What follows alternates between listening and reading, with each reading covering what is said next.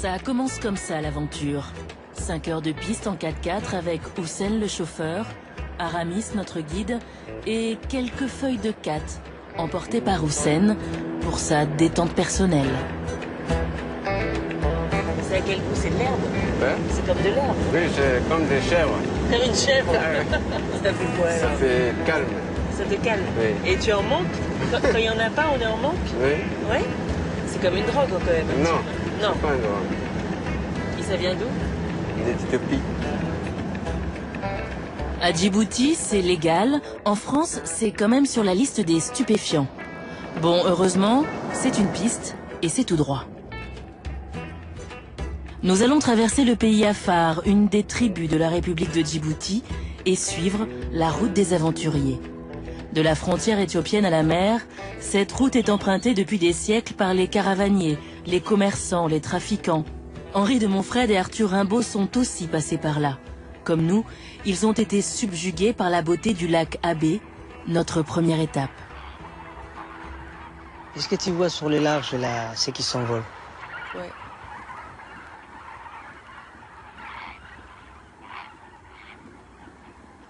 Et là, c'est quoi la fumée qu'on voit? C'est la fumée qui est dégagée par les fourches chaudes. Supposons que tu jettes Un paquet de un pâtes? poisson ou un paquet de poisson. pâtes dans le désert, ça te fait bouillir toute seule. En saison d'été, au mois de juin, juillet ou août, ça exagère jusqu'à 90 degrés, je dirais. Ça peut monter jusqu'à 90 Voilà. degrés, d'accord. À plusieurs heures de marche de la frontière éthiopienne et 5 heures de route de la première ville, chaque rencontre ressemble à un mirage.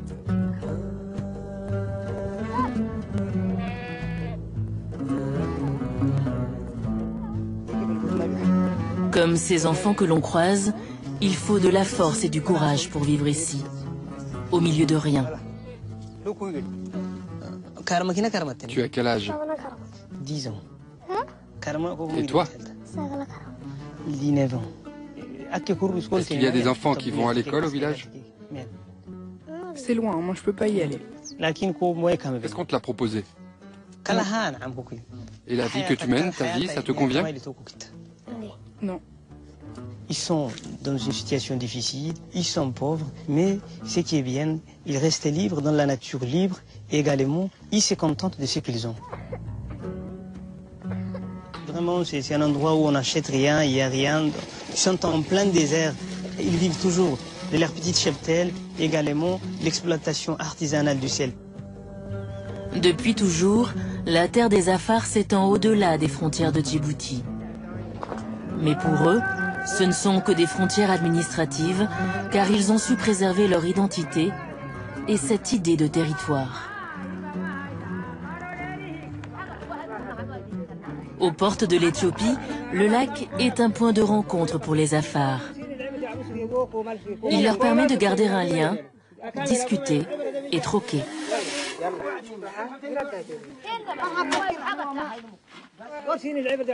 Qu'est-ce qu'il y a dedans? Est-ce qu'il peut me montrer? C'est de lentilles. Des lentilles jaunes. Ce jour-là, ils ont reçu de l'aide alimentaire venant d'Arabie Saoudite. Mon père m'a laissé les bêtes, donc je dois continuer son activité. Mais j'aimerais bien aller à Djibouti. Pourquoi?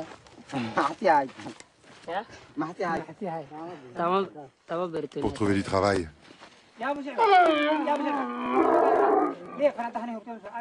Les Afars vivent pour leur pâturage et leurs bêtes. C'est une tradition. Alors ils sont prêts à tout pour les défendre. Et encore aujourd'hui, ils doivent prendre les armes pour se faire entendre.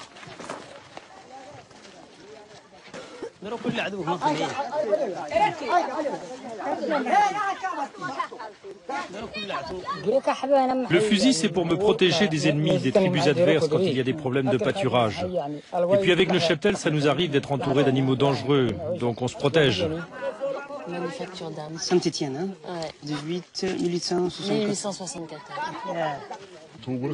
Avec cette arme, tu as déjà tiré sur des hommes? Non, ce fusil, je ne l'ai jamais utilisé pour les affrontements humains.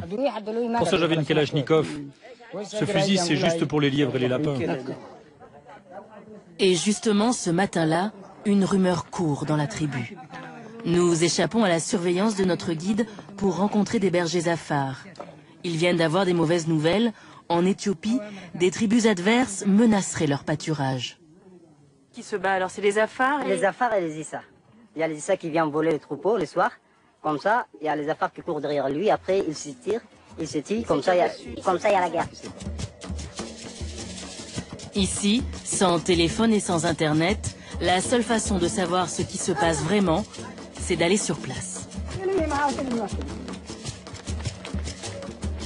Ils vont arriver jusqu'à la nuit. Cette nuit-là. Cette nuit-là, ils vont marcher 6 heures.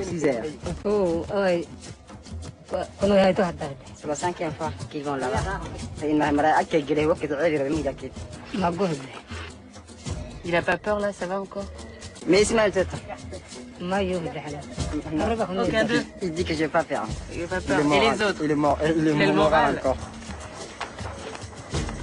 Dans ces combats pour défendre leur territoire, 18 bergers ont déjà perdu la vie.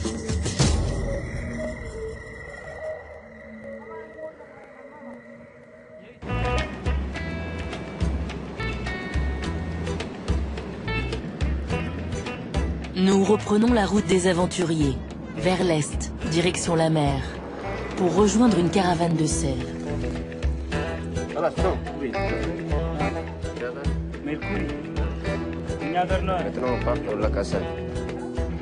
Le lac Assal est un lac salé au nord de la République de Djibouti.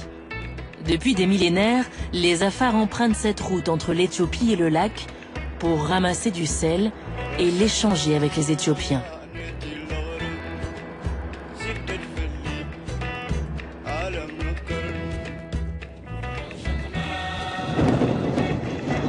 Après plusieurs heures de route, nous arrivons enfin sur les hauteurs de l'Oued Kalou pour rencontrer un caravanier qui s'appelle aussi Aramis. En marge du système, les Afars tiennent à préserver leur mode de vie, leur indépendance aussi. Le gouvernement ne néglige pas leur influence car ils représentent 35% de la population. Est-ce qu'ils votent? Je participe toujours au vote. Quand il y a des élections, même dans les coins les plus reculés, le gouvernement installe des isoloirs, comme là, juste derrière nous, dans l'Oued. Vous savez, le travail que l'on fait, c'est grâce à nos mains. Nos 4x4 à nous, c'est nos dromadaires. Le gouvernement ne peut rien faire pour nous. Il ne nous donne rien, mais si un jour il nous trouve du travail, alors pourquoi pas?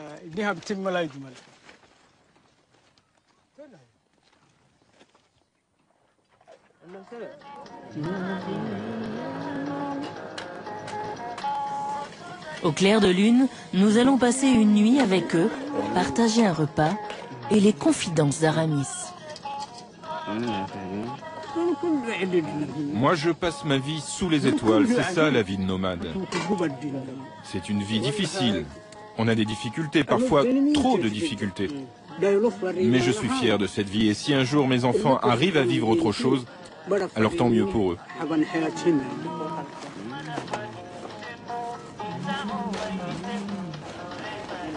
Dormir dehors, marcher des heures. Pour ces nomades, il n'y a que le troc et le sel qui comptent.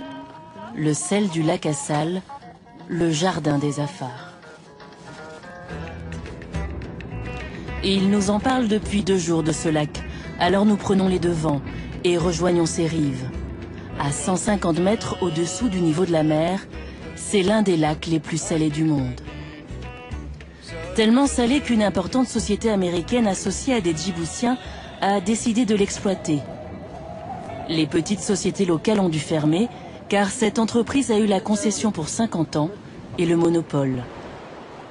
Sur les bords du lac, nous rencontrons l'un des responsables de l'exploitation. Le sel qui vient, on dirait des coraux, c'est marrant. Extrêmement salé là. C'est des petites billes de sel, ouais. On dirait des granulés, hein. Ouais. Mais c'est naturel, c'est formé par le vent, donc il pousse l'eau. Qui roule les cristaux de sel, mais il y a différentes tailles. Et la concentration du sel ici, c'est combien de grammes là? 380 grammes par litre. 380 grammes de sel. Comparé à la mer, la mer c'est combien? 35. 35, d'accord. Vous faites le calcul. Il vise le marché européen, bien sûr, mais aussi américain et asiatique. À moyen terme, cette compagnie veut devenir la première société exportatrice d'Afrique de l'Est, avec un volume prévu de 4 millions de tonnes par an.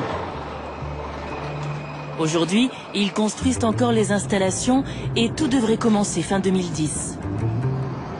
Dans l'enceinte de la compagnie, il y a déjà les maisons pour les employés, les camions de transport et beaucoup d'optimisme de la part du chef d'exploitation, Dan Sutton.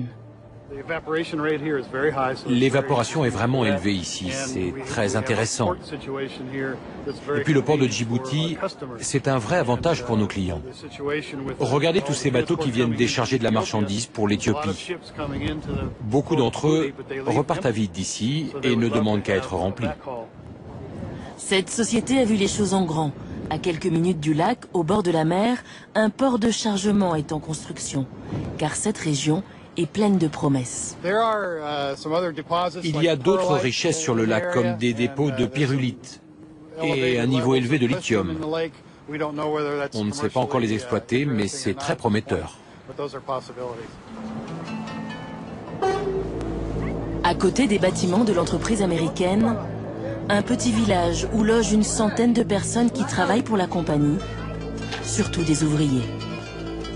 Car la compagnie s'est engagée à employer des Djiboutiens pour faire vivre la population locale. Est-ce que la compagnie va vous construire des maisons? On dit futur ça. On dit ça, mais pas pour le moment. Pour le moment, vous vivez comme ça, là, ici. Oui.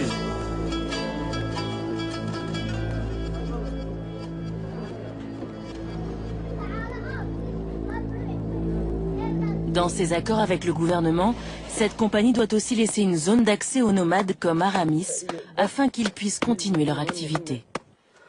Vraiment, je n'envie pas les employés de cette société. Je sais comment ça se passe là-bas. Actuellement, leur situation s'est dégradée. Ils ne sont pas libres. Ils gagnent peu, la direction leur met la pression. Ils travaillent durement.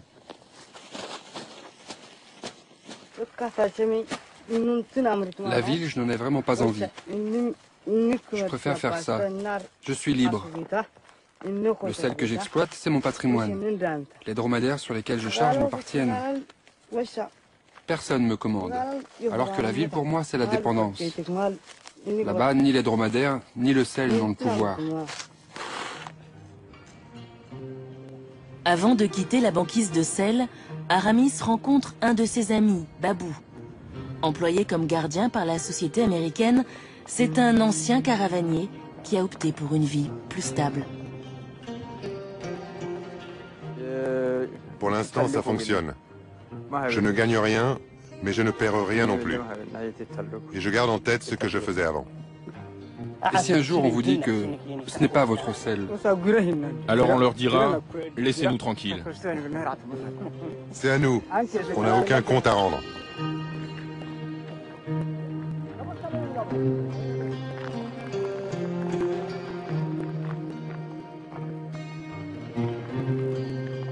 Nous laissons derrière nous la beauté du lac Assal pour reprendre notre route.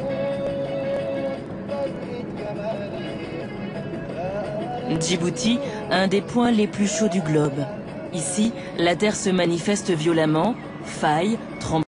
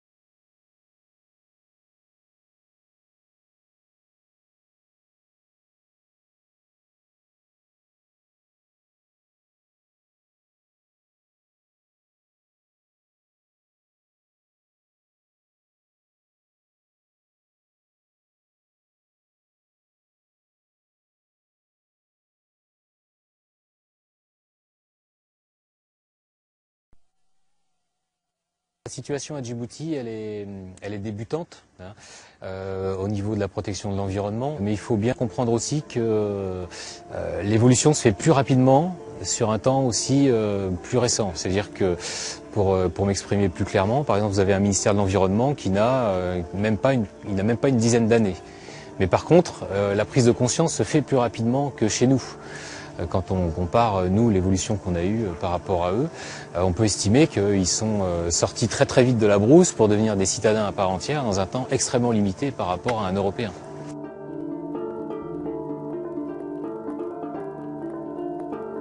La population, bien sûr, est beaucoup plus attentive aux projets de développement économique pur, parce qu'on va penser à l'emploi, on va penser à toutes ces choses-là.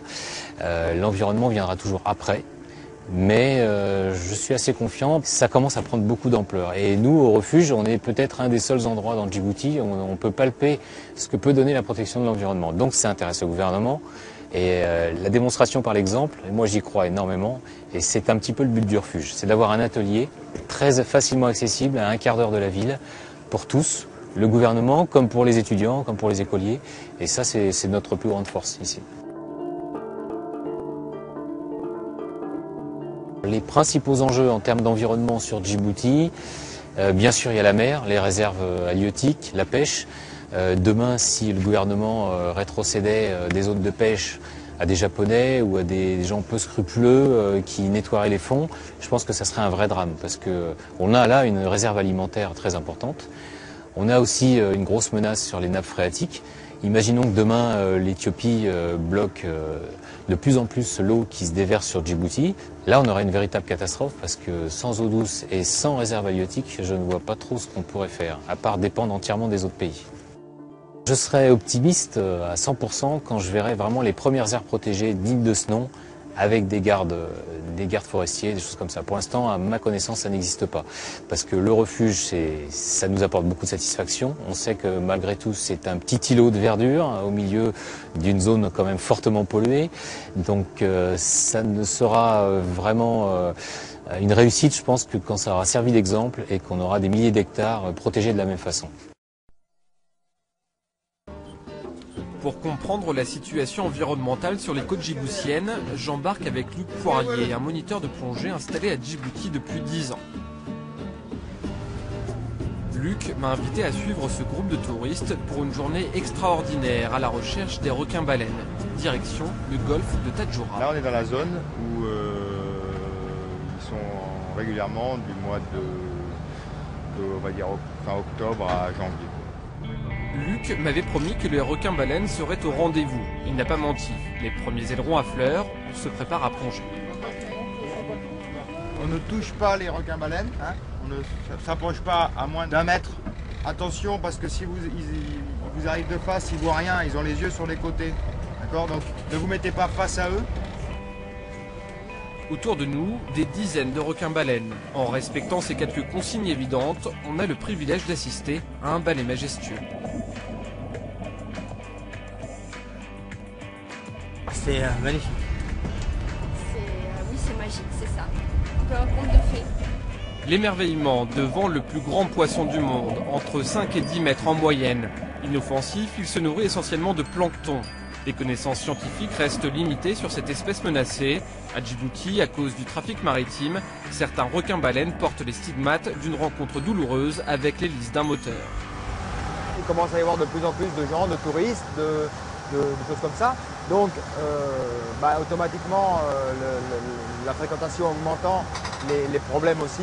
Donc je pense que les autorités et puis les opérateurs sont conscients de ça et font attention et vont devoir de plus en plus réglementer cette zone.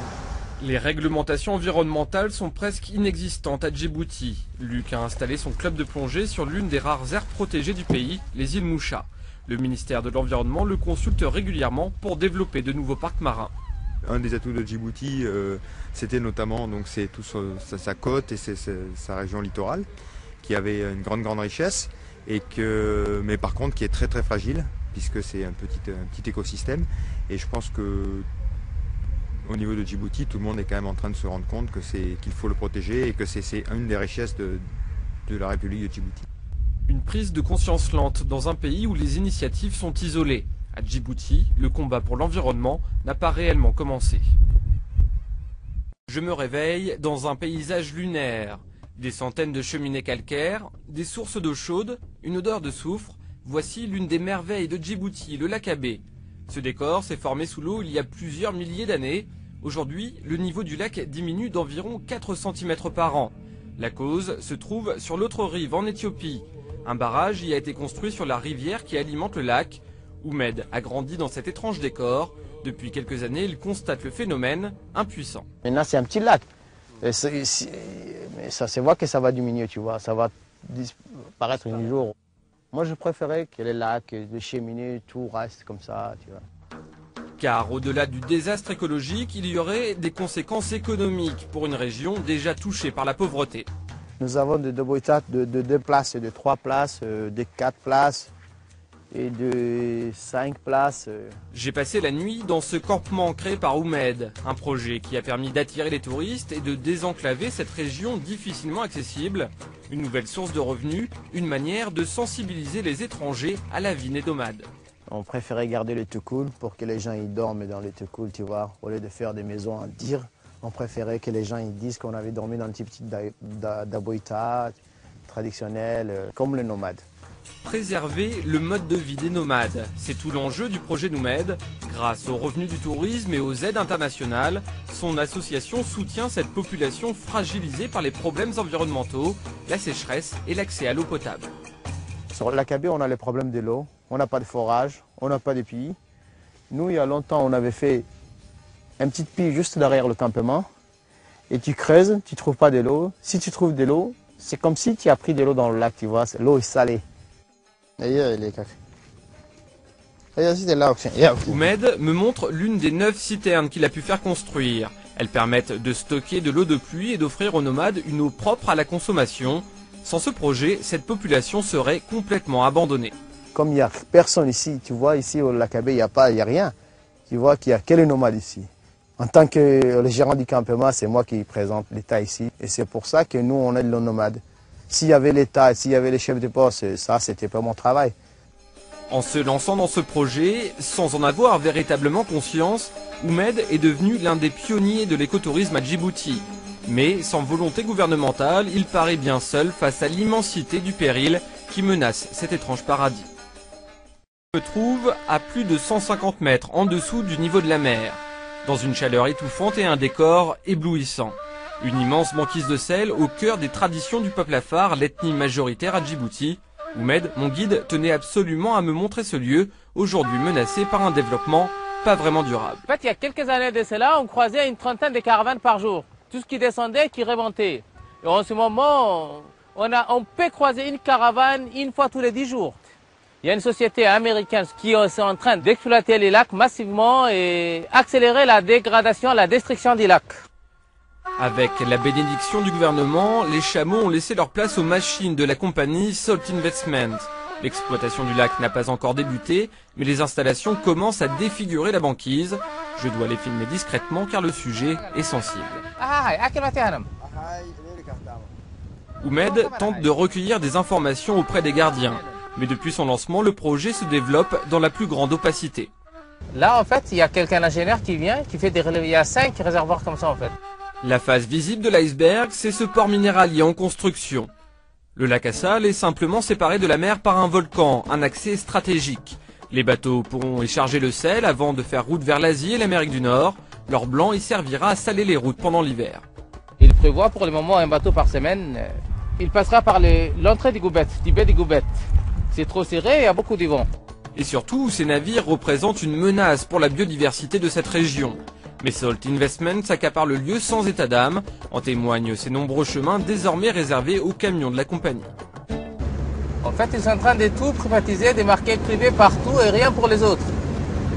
Piste privée, lac privé, c'est un lac qui appartient à tout le monde. Mais pour combien de temps? Face à l'ampleur du projet, Oumed et les siens sont impuissants, condamnés à accepter la trajectoire prise par leur pays. Les lacs Assal, ça représente beaucoup de choses. Djibouti, c'est un petit pays de 23 000 km². Il y a les lacs Assal, il y a les lacs Abbé, et avec les plongées sous-marines, il y a beaucoup de choses à voir. Mais petit à petit, tout est en train de disparaître en fait. Pour les autorités djiboutiennes, l'écologie est loin d'être une priorité. Le gouvernement souhaite transformer le pays en Singapour de la Corne de l'Afrique. Un développement économique à marche forcée, un rêve fou qui pourrait rapidement se transformer en cauchemar environnemental.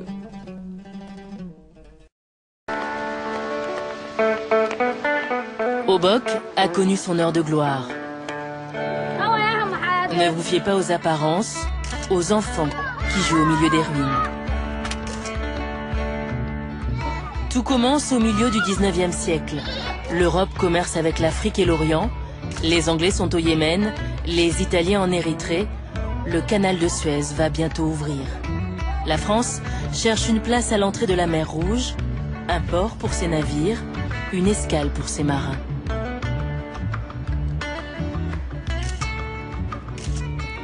Obok est l'endroit idéal.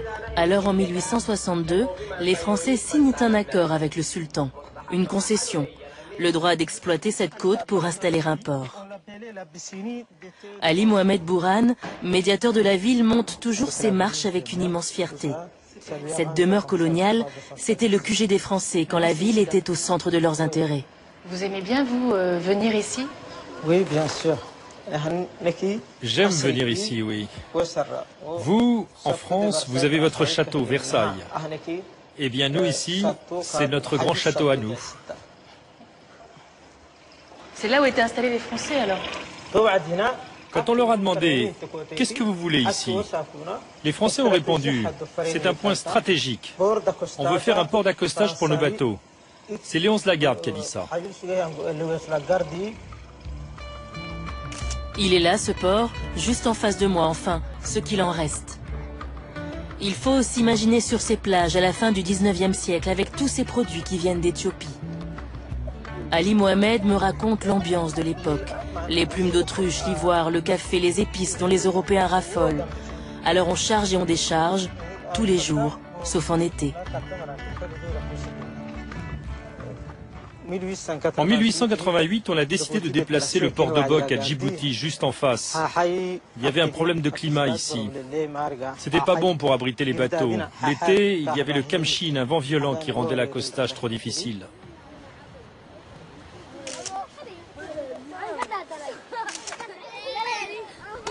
Les Français quittent Obok et la ville tombe dans l'oubli. De l'autre côté de la baie de Tadjoura, ils trouvent une anse bien abritée, à la hauteur de leurs ambitions. C'est le début du XXe siècle, le canal de Suez a tenu ses promesses, le commerce maritime est en plein essor. Après d'union et parfois de discorde entre l'Occident et l'Orient, le canal de Suez revient au premier plan de l'actualité avec les accords anglo-égyptiens. Cette œuvre française a eu pour corollaire l'essor de Djibouti. Djibouti, ville française, est devenue, grâce à d'importants travaux d'aménagement, l'un des principaux ports de la France d'outre-mer.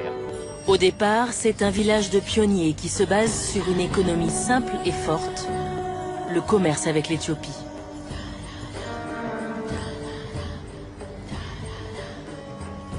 Pour acheminer les marchandises vers la capitale éthiopienne, une ligne de chemin de fer voit le jour. Petit à petit, la ville s'étend et Djibouti devient le chef-lieu d'un nouveau territoire, la côte française des Somalies. Les Français construisent des jolies maisons près de la mer, des écoles, des hôpitaux, et comme dans toutes les colonies françaises, des jeunes Djiboutiens sont envoyés en France pour étudier. Là, c'est le quartier où vous habitez? Oui, oui, c'est ça. C'est comme ça que Mohamed Kamal a connu la France. Le boulevard Saint-Germain, les bancs de la fac et les boîtes de jazz. C'est Davis Mills. Miles Davis. Quel morceau vous préférez? Blue and Green. Vous vous en souvenez un peu celui-là? Vous pouvez le chanter? Non, non, je vous assure que non. Vous les avez achetés où, tous ces disques? En France. En France? Ça, c'est la résidence, ça doit être. Il a tout gardé, même ses cartes d'étudiant, quand il suivait les cours de Sciences Po, rue Saint-Guillaume. Je suis ce que je suis grâce à la France. C'est-à-dire? Parce que la France était là. J'en ai profité. On m'a aidé, on m'a donné une bourse. On m'a aidé, d'abord on m'a pris. J'étais Gaulois quand même. Mes ancêtres sont des Gaulois. Vous croyez ça? À part ça.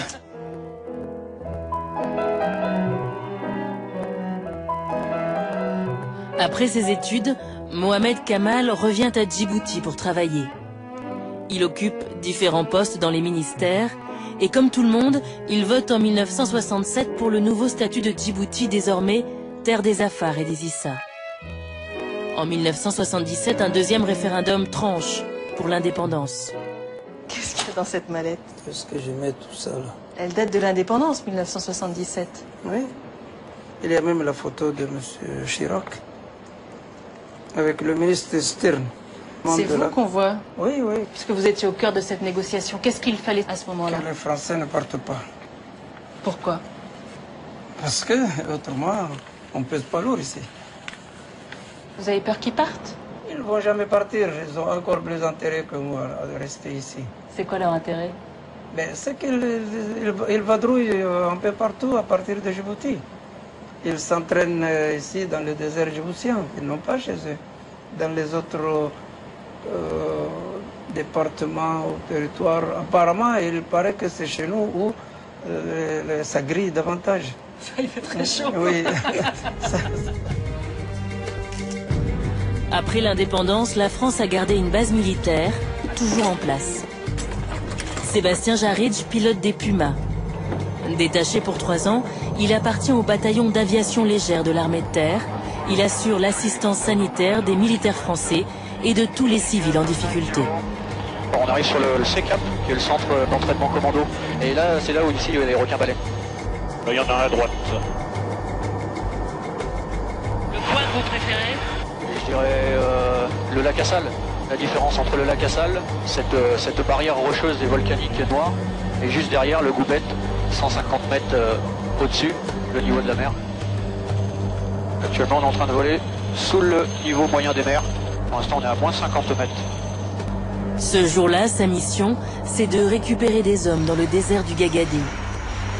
Des militaires qui s'entraînent depuis 10 jours avec des nomades pour apprendre à survivre dans des conditions difficiles, sans aucune assistance logistique.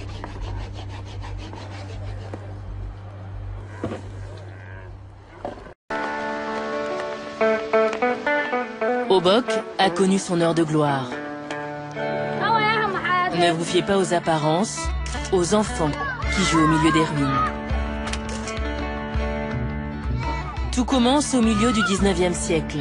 L'Europe commerce avec l'Afrique et l'Orient. Les Anglais sont au Yémen, les Italiens en Érythrée. Le canal de Suez va bientôt ouvrir. La France cherche une place à l'entrée de la mer Rouge, un port pour ses navires, une escale pour ses marins.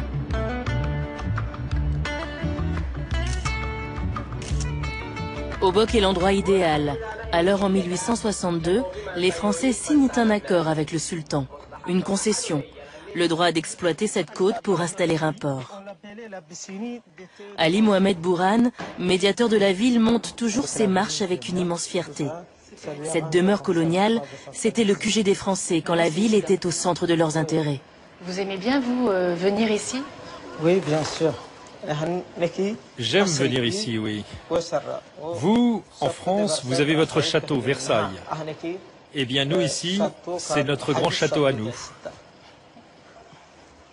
C'est là où étaient installés les Français, alors? Quand on leur a demandé « Qu'est-ce que vous voulez ici ?», les Français ont répondu « C'est un point stratégique. On veut faire un port d'accostage pour nos bateaux. » C'est Léonce Lagarde qui a dit ça. Il est là, ce port, juste en face de moi, enfin, ce qu'il en reste.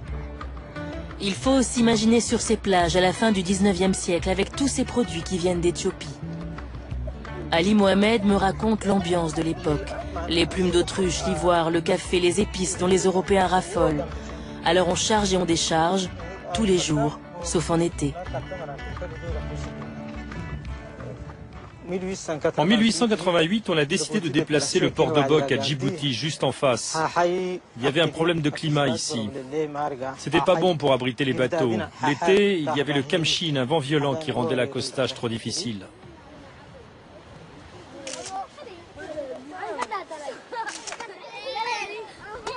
Les Français quittent Obok et la ville tombe dans l'oubli. De l'autre côté de la baie de Tadjoura, ils trouvent une anse bien abritée, à la hauteur de leurs ambitions. C'est le début du XXe siècle, le canal de Suez a tenu ses promesses, le commerce maritime est en plein essor. Trait d'union et parfois de discorde entre l'Occident et l'Orient, le canal de Suez revient au premier plan de l'actualité avec les accords anglo-égyptiens. Cette œuvre française a eu pour corollaire l'essor de Djibouti.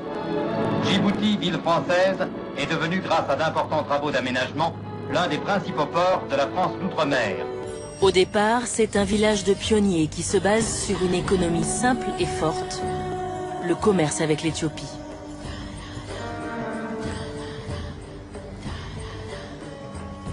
Pour acheminer les marchandises vers la capitale éthiopienne, une ligne de chemin de fer voit le jour. Petit à petit, la ville s'étend et Djibouti devient le chef-lieu d'un nouveau territoire, la côte française des Somalies. Les Français construisent des jolies maisons près de la mer, des écoles, des hôpitaux, et comme dans toutes les colonies françaises, des jeunes Djiboutiens sont envoyés en France pour étudier. Là, c'est le quartier où vous habitez? Oui, oui, c'est ça. C'est comme ça que Mohamed Kamal a connu la France. Le boulevard Saint-Germain, les bancs de la fac et les boîtes de jazz. C'est Davis Mills. Miles Davis. Quel morceau vous préférez? Blue and Green. Vous vous en souvenez un peu celui-là? Vous pouvez le chanter? Non, non, je vous assure que non. Vous les avez achetés où tous ces disques? En France. En France?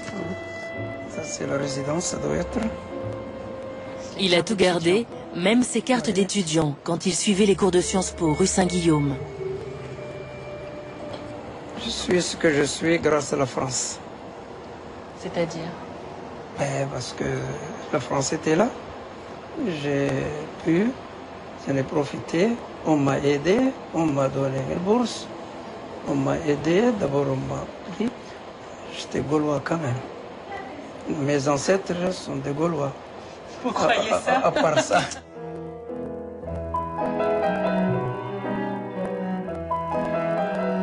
Après ses études, Mohamed Kamal revient à Djibouti pour travailler. Il occupe différents postes dans les ministères et comme tout le monde, il vote en 1967 pour le nouveau statut de Djibouti, désormais terre des Afars et des Issa. En 1977, un deuxième référendum tranche pour l'indépendance. Qu'est-ce qu'il y a dans cette mallette? Qu'est-ce que je mets tout ça là? Elle date de l'indépendance, 1977. Oui. Il y a même la photo de M. Chirac avec le ministre Stern. C'est vous qu'on voit? Oui, oui. Puisque vous étiez au cœur de cette négociation. Qu'est-ce qu'il fallait à ce moment-là? Que les Français ne partent pas. Pourquoi? Parce que, autrement, on pèse pas lourd ici. Vous avez peur qu'ils partent? Ils ne vont jamais partir. Ils ont encore plus intérêt que moi de rester ici. C'est quoi leur intérêt? C'est qu'ils vadrouillent un peu partout à partir de Djibouti. Ils s'entraînent ici dans le désert djiboutien. Ils n'ont pas chez eux. Dans les autres départements ou territoires, apparemment, il paraît que c'est chez nous où ça grille davantage. Il fait très chaud. Oui. Après l'indépendance, la France a gardé une base militaire, toujours en place. Sébastien Jaridj pilote des Pumas. Détaché pour 3 ans, il appartient au bataillon d'aviation légère de l'armée de terre. Il assure l'assistance sanitaire des militaires français et de tous les civils en difficulté. On arrive sur le CECAP, qui est le centre d'entraînement commando. Et là, c'est là où ici les requins balais. Il y en a un à droite. Le coin que vous préférez? Je dirais le lac Assal. La différence entre le lac Assal, cette barrière rocheuse et volcanique noire, et juste derrière le Goubet, 150 mètres au-dessus, le niveau de la mer. Actuellement, on est en train de voler sous le niveau moyen des mers. Pour l'instant, on est à moins 50 mètres. Ce jour-là, sa mission, c'est de récupérer des hommes dans le désert du Gagadé. Des militaires qui s'entraînent depuis 10 jours avec des nomades pour apprendre à survivre dans des conditions difficiles, sans aucune assistance logistique.